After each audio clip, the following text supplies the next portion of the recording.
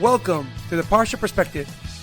Each week, we will delve deep in a weekly Torah portion to find a practical and insightful way to enhance your daily life.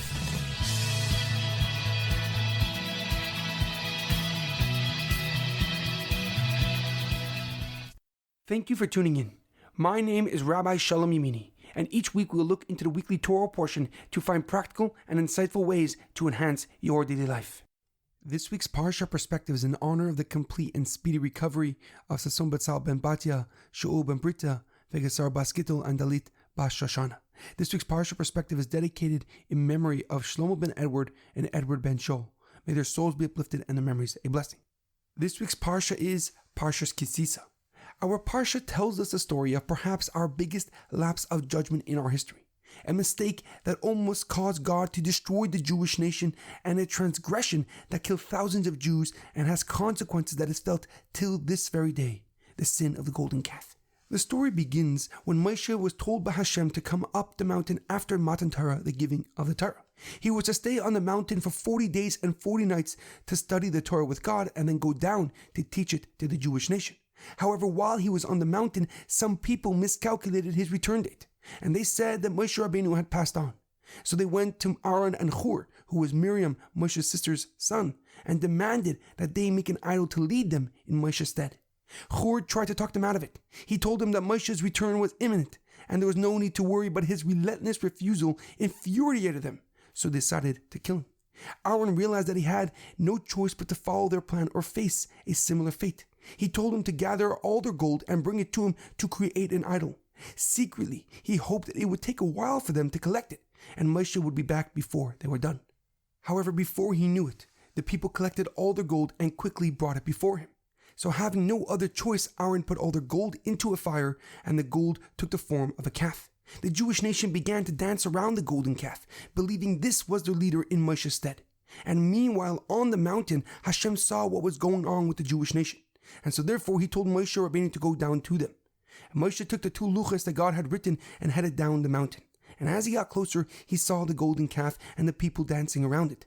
The luchas that he was holding suddenly became extremely heavy, so he threw them to the ground, shattering them instantly.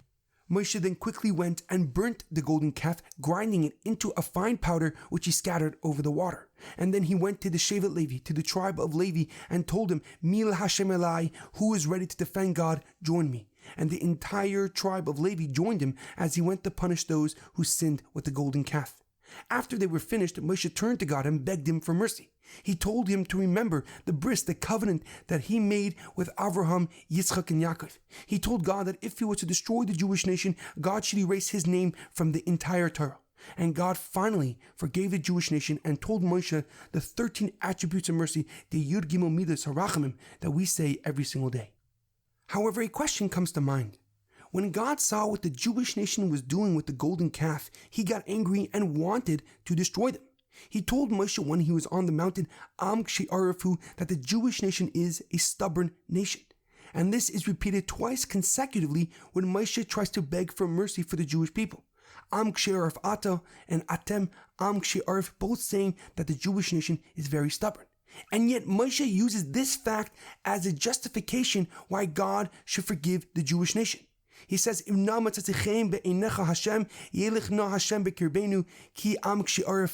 If I have gained favor in your eyes, please come in our midst, for we are a stubborn people.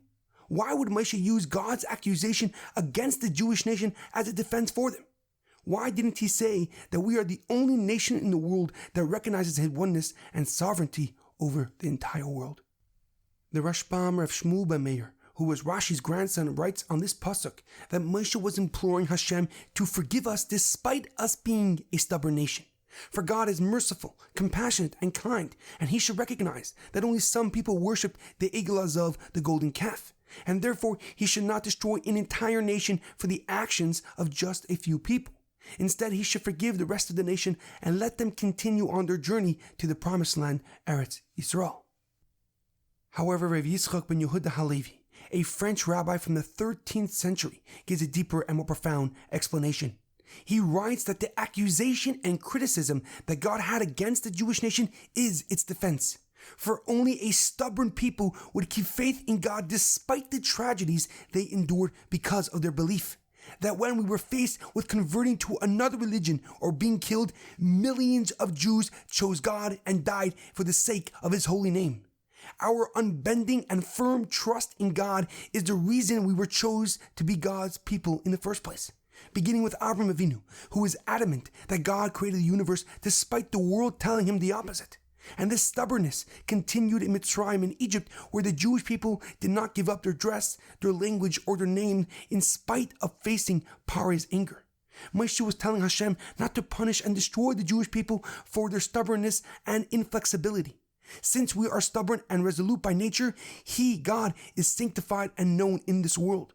Because we are uncompromising and committed to Him, we still believe in the Geula Amitis V'Ashlema, the ultimate redemption and the coming of Mashiach. In our daily life, it is imperative that we understand that to reach and sustain success, you must be truly committed to reaching your goals.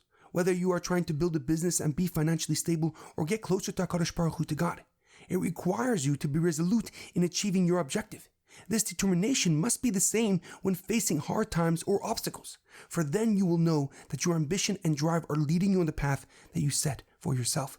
There's an amazing quote that I once heard: be stubborn about your goals, but be flexible about your methods.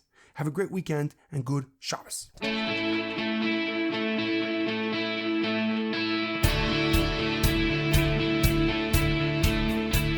Thank you for tuning in to the Parsha Perspective. Check out our website, theparshaperspective.com. Send thoughts and comments to theparshaperspective@gmail.com. Till next time, thanks for listening.